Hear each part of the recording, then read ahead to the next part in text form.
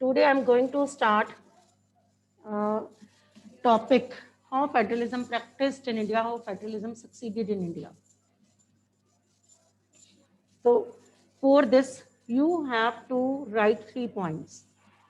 First is linguistic states, language policy, center and state relation. You have to write these points and then explain them. तो ये आपका topic complete हो जाएगा how federalism succeeded or practiced in India. First is linguistic states. After independence, old states were vanished and new states were set up in India. This was done so that people speaking same language could live in same state. Our framers didn't want clashes on the basis of language. So they set up states, linguistic states in India. Only 3 states are not linguistic states in India, and these are culture-based states. Nagaland, Jharkhand, Uttarakhand. One more question can be asked. Name culture-based states. Nagaland, Jharkhand and Uttarakhand. तो एक तो ये language linguistic states में आप यही लिखोगे कि independence के बाद लिंग्विस्टिक स्टेट सेटअप की and 3 states are not linguistic states, they are culture based states. वो आपको लर्न होनी चाहिए. Next is language policy. About 22 languages are recognized by Indian Constitution. Earlier, Hindi was made official language, but there were clashes. People of Tamil Nadu wanted that with Hindi, English should also make official language. Our framers were wise. They agreed because they didn't want civil war in India that had happened in Sri Lanka. Because in Sri Lanka, when Sinhala made the official language, Tamil demanded that with Sinhala, Tamil should also make official language, but in Sri Lanka, government followed Majoritarianism. That's why they ignored Tamil. And this led to civil war in Sri Lanka. And when in India, people of Tamil Nadu demanded that with Hindi, English should also make official language. Our framers agreed. Now the work of our country is done in both Hindi and English. States have also given permission to do their state work in their own state language so that they can promote their state language. So due to this, state work of our state of Punjab is done in both Punjabi and English. States can do their state work in their own state language with English. So this permission is also given to the state government. This is the language policy of India. In this way, government share its powers because states have given permission to do their state work in their own state language and to promote their state language. So this is the language policy of India. In this way, उन्होंने हर language को importance दी है. Next is center and state relation. इसमें आप बताओगे earlier center and state relations were not good. In India, there was one party, one political party, and that remained dominating party for so many years. Earlier, center and state relations were not good. There were chances of domination and rivalry. If there was opposition party in center and then in state, then there were chances of rivalry. If party was same, then there were chances of domination. So earlier, these relations were not good. But with the coming of coalition government, center and state relations have become good. Now there are no chances of rivalry and no chances of domination. Center and state relations have become good with the coming of coalition government. So this is how federalism practiced in India, how federalism succeeded in India. Next, decentralization. What do you mean by decentralization? Write its advantages. When some of the powers of center and state are given to local government, that is called decentralization. When some of the powers of center and state are given to local government, that is called decentralization. I'm going to repeat it again. When some of the powers of center and state are given to local government, that is called decentralization. It has various benefits, advantages. अब क्या क्या advantages हैं? Now listen carefully. First of all, it reduces the burden of central government because power share हो चुकी है. Center can pay more attention towards its major problems such as poverty, corruption. Next आप बता सकते हो it increases the participation of people in the functioning of government. It strengthens the basic foundation of democracy. लोगों की participation बढ़ेगी तो democracy की जड़ें मजबूत होंगी. Next, local people can know their problems better and they can solve their problems quickly. It is easy to approach local leaders. Next, इसमें आप बता सकते हो डिसेंट्रलाइजेशन जो है ना, आप पहले तो यही बताओगे increases the participation of people in the functioning of government. किसका बर्डन कम होता है? सेंटर का. सेंटर किसकी तरफ ध्यान दे सकता है? टू इट्स आप कह सकते हो मेजर प्रॉब्लम सच एज आज की डेट में जैसे हम कहें पॉवर्टी एंड करप्शन, टेररिज्म, इन चीज़ों की तरफ सेंट्रल गवर्नमेंट अपनी अटेंशन दे सकती है. नेक्स्ट, आप कह सकते हो लोगों की पार्टिसिपेशन बढ़ती है. लोकल पीपल की problems local people can know better and they can solve them quickly. It inculcates qualities of leadership among the citizens.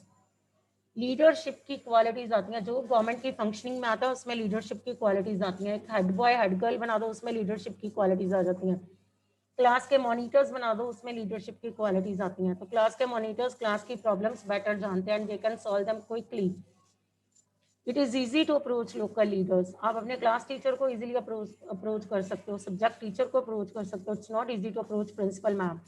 बात बात के लिए आप उनके पास नहीं जाओगे छोटी छोटी बातें लेके, ठीक है ना. सेम आपका इधर भी ऐसे ही लिखना. तो next is increases the participation of people in the functioning of government, same as monitors, marshals, prefects, assistant head boy, STF के members, head boy head girl, ये सारे आप अगर आप काउंट करो स्कूल में कितने बच्चे है ना, हम कहेंगे पावर होल्डर्स हैं, कितने ही हैं. तो वो सब पार्टिसिपेशन बढ़ी ना, बच्चों की पार्टिसिपेशन बढ़ी स्कूल की फंक्शनिंग में, क्योंकि बच्चों की प्रॉब्लम बच्चे बेटर जानते हैं. ठीक. और आपने एक हिसाब से अपनी क्लास टीचर का वर्क या अपने और सब्जेक्ट जिसका भी जिसके लिए भी आप एक्टिविटी डिपार्टमेंट का वर्क आप इजी करते हो, बच्चे सारा काम आगे होके करते हैं, तो किसका वर्क कम हो जाता है? क्लास की ड्यूटीज निभाते हो तो क्लास टीचर का वर्क इजी कर देते हो. तो सेम एज गवर्नमेंट, सेम वही पॉइंट्स आप गवर्नमेंट के लिए बना के लिखो. नो नीड टू क्रैम, अपने वे से ये पॉइंट्स खुद फ्रेम करो. ठीक है. Advantages of decentralization. Next, urban self and rural self government. पहले मैं कहती होती थी कि ये topic urban self rural self आपने नहीं लिखने, आपने सीधा पेपर में उन दिनों जब आपको रिवाइज कराया जाएगा तो you have to only learn, because you have done these topics in 6th standard also. जब आप 6th में पढ़ते थे you have done these topics in detail, कर चुके हो आप। Urban self government, rural self government, तो इसमें से अगर एक टॉपिक दें, चाहे पूरा कंबाइन करके दें, ठीक है, कैसे भी दें, आपको आंसर खुद फ्रेम करना है। आपको एक आंसर लर्न करना है जिसका आपने सब में आंसर वही चला देना है। First is urban self government के लिए आपको लोएस्ट लेवल पे रूरल, सॉरी पहले मैं करवाती रूरल सेल्फ गवर्नमेंट। नंबर 1 पे क्या आएगी? विलेज पंचायत। 2 पे कौन आएगा? ब्लॉक समिति। नंबर 3 जिला परिषद। चलो पहले इसी को करते हैं। सबसे पहले ग्राम सभा। आप क्लास के बच्चे हो, ठीक है, क्लास में बैठे हो, आप 10th के स्टूडेंट हो, ठीक है, ऐसे ही सेम है। आप अपने मॉनिटर्स पे नज़र रखते हो, मॉनिटर्स को पॉइंट आप करते हो, मॉनिटर्स के काम पे नज़र रखते हो, अगर वो अच्छा काम नहीं करते टीचर्स को बताते हो। सेम एज आप ग्राम सभा को लर्न करो। इसके लिए आप लिखोगे people of the village who are at the age of 18 और अबव। पीपल ऑफ ग्राम सभा अगर आ जाए 2 मार्क्स में तो आपने बताना है people of the village who are at the age of 18 और above are the members of Gram Sabha, they are member till their death. ये कोई इनकी सिलेक्शन नहीं कि आप ऑलरेडी अपने आप ही मेंबर बन जाते हैं। People who are at the age of 18 और above are the members of Gram Sabha and they remain member till their death. Now their functions. First of all, select the members of Gram Panchayat, village Panchayat. Keep an eye on the functioning of Gram Panchayat और village Panchayat. उनके काम पे नजर रखते हैं। Select the members of Gram Panchayat and keep an eye on their functioning. Same as जैसे class के बच्चे मॉनिटर्स को सिलेक्ट करते हैं and then keep an eye on their functioning, same as आप ऐसे लिखोगे। ग्राम सभा टॉपिक आ जाना चाहिए अब आपको, ठीक है। अब आपको लिखना है रूरल सेल्फ गवर्नमेंट पे नोट। पहले मैं इकट्ठा कंबाइन वाला कराती हूँ। रूरल सेल्फ पे आ गया तो आपने लिखना है इन rural self government village panchayat works at lowest level, block समिति वर्क्स एट मिडल लेवल, जिला परिषद वर्क्स एट हाईएस्ट लेवल। ये पहले 3 पॉइंट तो आपके ये बन जाने रूरल सेल्फ गवर्नमेंट के। फिर आपने कहना है members are elected through elections, members are elected through elections, tenure is 5 year। फिर आपने बताना है हेड ऑफ। अगर तो आपको ये सारा रूरल सेल्फ आया तो आपको हेड नहीं लिखना, क्योंकि इधर हेड कोई और है, इधर और तो आपने नहीं लिखना। फिर आपने सिंपल सा लिखना है कि members are elected through elections, their tenure is 5 year. फिर सीधा आप आ जाओगे some seats are reserve for SC and ST and 1/3 seats are fix for women. फिर आप बताओगे फंक्शंस आप कोई भी 3-4 लर्न कर लो। To make arrangement for clean drinking water, to make arrangement for street lightning, आप कुछ भी ऐसे वाले 5 points. To repair old roads, to build new roads, to collect taxes, ये सारे पॉइंट्स आप फंक्शंस में लिख सकते हो। अब आपका आ गया next heading sources of income. इनके पास पैसा कहाँ से आया? तो आपने बताना है taxes collected from people and grants given by state government. Taxes collected from people, grants given by state government. तो नेक्स्ट आपने एंड में लिखना है there is secretary, there is secretary who is appointed by state government, who is an employee of state government and he keeps an eye on the functioning of rural self government। Secretary इनके काम पे नजर रखता है और वो किसका employ होता है? स्टेट गवर्नमेंट का। स्टेट गवर्नमेंट ने उसे अपॉइंट किया होता है, उसे सैलरी भी स्टेट गवर्नमेंट देती है। Secretary is appointed by state government, keeps an eye on the functioning of rural self government. वो रिपोर्ट प्रिपेयर करके रूरल सेल्फ गवर्नमेंट की स्टेट गवर्नमेंट को देता है। तो this is about rural self government. अब इसके क्वेश्चन ऐसे नहीं दिया उन्होंने, अलग अलग करके दे दिया। उन्होंने दे दिया right note on village panchayat, right note on block समिति, राइट नोट ऑन जिला परिषद, ऐसे आ गया। फिर क्या करना है? तो भी आंसर इज सेम। आपने तब भी सेम लिखना है। सबसे पहले आपने लिखना है, जैसे आपको विलेज पंचायत आ गया, इतना तो पता है, it works eight lowest level in rural self government. फिर आपने सिर्फ इसी के बारे में लिखना अगर ये आया तो, फर्स्ट पॉइंट, ठीक है। फिर सेकंड में आप बता सकते हो elections. Members are elected through elections, tenure is 5 year. देखो मैं सेम पॉइंट्स बोलूंगी।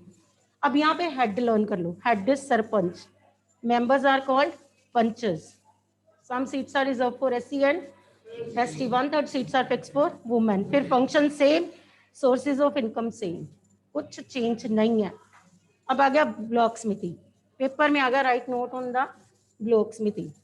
तो आपने कहना है it works at middle level in rural self government.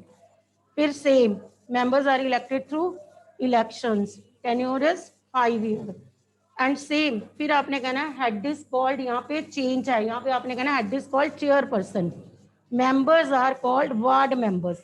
यहाँ पे हमने किया सरपंच पंचेस, चेयरपर्सन वार्ड मेंबर्स, बाकी सेम, सेम एज हियर। यहाँ पे इस इन दोनों में कोई फर्क नहीं, same, chairperson ward members same. तो मेन पॉइंट्स जो आपने लर्न करने हैं, फर्स्ट इज वर्क सेट। अब मुझे नहीं पता कौन सा आता है, अगर तो ब्लॉक समिति है तो work set middle level in rural self government, अगर जिला परिषद है तो work set highest level in rural self government, depend वो आप देखोगे कौन सा आया आपका। फर्स्ट लाइन तो ये बनेगी, सेकंड इलेक्शंस के ऊपर बनेगी, टेन्योर। फिर आपका आ जाएगा seats are reserve for SC and ST, 1/3 seats are fix for women. फिर आपका आ जाएगा head, members, functions, sources of income. तो this is about urban self government, sorry rural. Next is urban self government. अगर paper में urban self के ऊपर lines आ जाए, कुछ भी कंबाइन पैराग्राफ आ जाए या कुछ भी आ जाए, तो फर्स्ट नंबर पे आप लिखोगे नगर पंचायत, नंबर 2 पे आप लिखोगे municipalities,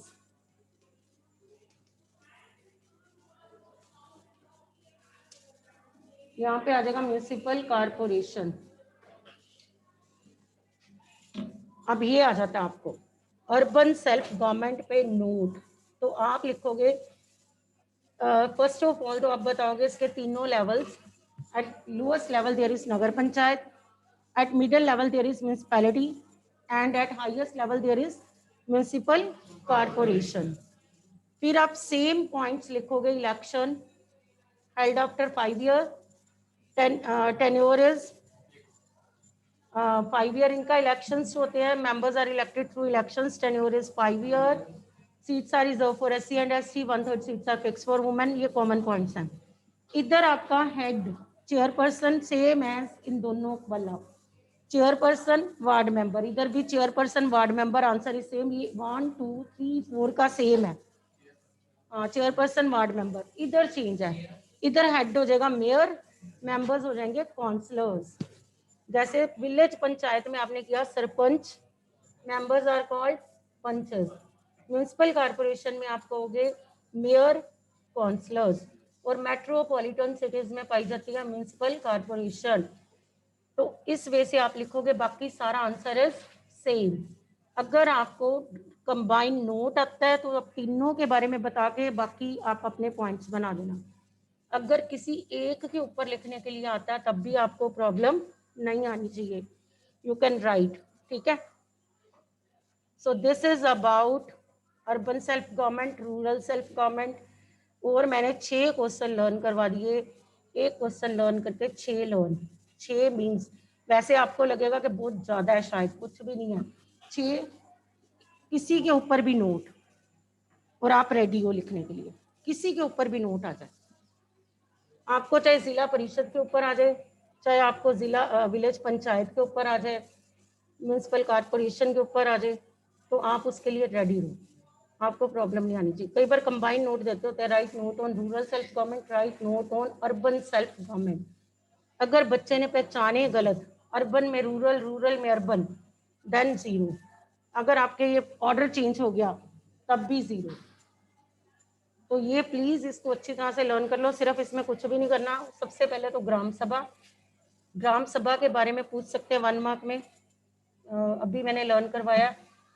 what do know about Gram Sabha, या फिर एक 1 मार्क का question, write any one function of Gram Sabha. कौन सा फंक्शन होता है, किसको इलेक्ट करती है, मेंबर्स ऑफ विलेज पंचायत, और उसके काम पे नजर रखती है। This is about Gram Sabha, या आप कह सकते हो विलेज पंचायत के बारे में कुछ भी। तो नेक्स्ट अब ये जो लोकल गवर्नमेंट है, अर्बन सेल्फ गवर्नमेंट है, इसका एक बेनिफिट बताओ, व्हाट्स द बेनिफिट? इस रूरल सेल्फ या अर्बन सेल्फ गवर्नमेंट का एक बहुत जो बेनिफिट है वो क्या है? किसकी पार्टिसिपेशन बहुत बड़ी है गवर्नमेंट की functioning? Women, very good. Women की पार्टिसिपेशन बहुत ज़्यादा, 33% है वुमेन की participation in local government, 33%, whereas in center it is only 10% and in state it is only 5%. तो लोकल में 33 है, but some of the state governments are saying कि we are doing 50%। कुछ स्टेट गवर्नमेंट कह रही है कि हमने 50% भी कर देनी है। देखो, तो वुमेन की पार्टिसिपेशन बहुत ज़्यादा बढ़ी। अगर वुमेन की पार्टिसिपेशन बढ़ जाएगी ना हमारी गवर्नमेंट में, तो वुमेन की जो हमारी इंडिया में पुअर कंडीशन है ना, वो नहीं रहेगी। वुमेन की कंडीशन इंप्रूव हो जाएगी इंडिया में। डिटीरियोरेटिंग कंडीशन जो इंडिया में वुमेन की है वो नहीं रहेगी। तो वुमेन की कंडीशन कहीं ना कहीं इंप्रूव हो जाएगी जब उसका पॉलिटिकल स्टेटस इंप्रूव हो जाएगा। तो वुमेन आर डिमांडिंग दैट कि उनकी सेंटर एंड स्टेट में भी सीट्स बढ़ाई जाए। Bill is pending before the parliament, women empowerment act, this is pending before the parliament, but ये बिल पास नहीं हो रहा, पार्लियामेंट इसे पास नहीं कर रही। वुमेन की participation in politics in India is very less, participation बहुत कम है, बहुत लो है। वुमेन का political status in India is low as compare to, हम अगर मैं कहूँ ना अरेबियन कंट्रीज है तो हम उनसे भी पीछे हैं। Political status of women in India is लो। तो अगर गवर्नमेंट चाहती है वुमेन की कंडीशन इंप्रूव करना इंडिया में, तो government should improve her political status. अगर पॉलिटिकल स्टेटस इंप्रूव इंडिया में हो जाता है ना, तो इंडिया में वुमेन की कंडीशन बिल्कुल जैसे दूसरी फॉरेन कंट्रीज में सेम एज इन इंडिया। तो इंडिया में यही मेन रीजन है for the deteriorating condition of women. So this is about, I have revised whole chapter. If someone is having book, then give it to me, ताकि मैं back questions बता सकूँ इस lesson के कौन से हैं। We have done whole chapter. Now see the which are the back questions of this lesson. First is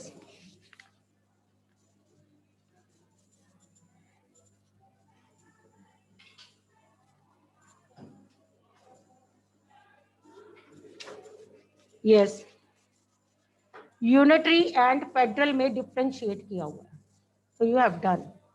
unitary and federal में डिफ्रेंशिएट आपको आता है, मैंने करवा दिया हुआ है, यू हैव डन ना। यूनिटरी एंड फेडरल को डिफ्रेंशिएट करना मैंने करवा दिया ना, बिगनिंग में ही करवाया इस चैप्टर के। यूनिटरी कहाँ, कौन सी कंट्रीज हैं जहाँ पे unitary form of government is there? UK and Sri Lanka. And federal तो आपने 6 कंट्रीज की हुई हैं। Next UK. डिफरेंसेस बिटवीन, हाँ ये question soon low. Differences between local government before and after constitutional amendment in 1992। तो इस क्वेश्चन को अगर करना है ना आपको, तो इजी मेथड पता क्या है? आपको एक लाइन लगा लेनी है सेंटर में, एक साइड लिख देना बिफोर, एक साइड आफ्टर। आपको एक के पॉइंट आने चाहिए, दूसरे के अपने आप ऑपोजिट हो जाने हैं। बिफोर वाले मैं पहले बोलती हूँ। इलेक्शंस वर, बिफोर है तो पास्ट में आएगा। Elections were not held regularly, elections regularly नहीं होते थे। उधर ऑपोजिट कर दो, elections are held regularly after fixed tenure. There was no independent election commission, नहीं था पहले, वो पास्ट में लिखना है। इधर there is independent election commission for each state, पहले नहीं होता था। ठीक, seats were not reserved for, fixed for women. Seats are fixed for, 33% seats are fixed for women. Seats were not reserved for SC and ST. Seats are reserved for SC and ST. तो ये before and after को आप इस वे से लिख सकते हो। पहले आप बिफोर के पॉइंट्स लिख दो, बिफोर जो लिखना है वो पास्ट में आना चाहिए, आफ्टर प्रेजेंट जो भी है चल रहा है वो आफ्टर है, वो प्रेजेंट फॉर्म में आना चाहिए। तो एक के पॉइंट करके दूसरे को ऑपोजिट कर दो। इसके बाद इस लेसन का कोई और क्वेश्चन बैक पे नहीं दिया हुआ, ओनली 2 क्वेश्चंस आर गिवन। हाँ, एक और दिया हुआ है, features of federalism, and you can write it. Features of federalism, you know इतना फीचर्स मैंने पहले फर्स्ट बिगनिंग यहीं से हुई थी लेसन की। फर्स्ट फीचर क्या है, 2 और more levels of government. Second feature क्या है, independent judiciary. Third feature, constitutional changes can not be made by single level, it needs approval of both the levels. फिर area of jurisdiction is mentioned in the different as govern the citizens of the same country, and their area of jurisdiction is mentioned in the constitution. Or dual objectives, याद है dual objectives, to promote and safeguard the unity of the country and to accommodate diversity. For this, mutual understanding is needed. Mutual understanding and agreement to live together is needed. याद है?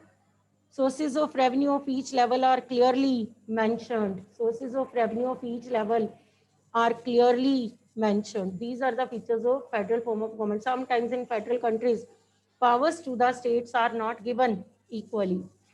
Sometimes in federal countries, powers to the states are not given equally. So these are the features of federal form of government. जब India को justify करना है तो आपको इन features के साथ ही लिख के करना है, ठीक है ना। तो इसके अलावा कोई बैकवर्ड, हाँ ये है डिफरेंट डिपार्टमेंट्स देके उन्होंने कहा हुआ है डिफ्रेंशिएट करो अकॉर्डिंग टू, इनको पढ़ो और लिखो कि कौन सा यूनियन लिस्ट में आ रहा है, कौन सा कॉन्करेंट में है, कौन सा स्टेट लिस्ट में। तो ये आपको अपने आप करने हैं। आप अगर उस बुक को एक बार ध्यान से थोरो रीडिंग करोगे तो आप ये वाला डिफ्रेंशिएट कर सकते हो। नेक्स्ट इज, ये बताओ स्टेट गवर्नमेंट, मैं ऑप्शन बोलती हूँ, यूनियन लिस्ट के state list, state government, state government, state list के union list, central government, central and state both concurrent, central government sorry residuary powers only parliament या central government। तो यहाँ पे local government है, local को हम फिर स्टेट में लेके जाएंगे ना। नेक्स्ट इज, अभी ये बताना, मैं ऑप्शन 7 में बोल लूंगी और आप बताना, म्यूनिसिपल कारपोरेशन, गवर्नर और mayor, state governor, state governor. Next is Gram panchayat, मैं बोलूंगी आप बताना, प्राइम मिनिस्टर के सरपंच, यूनियन ऑफ इंडिया,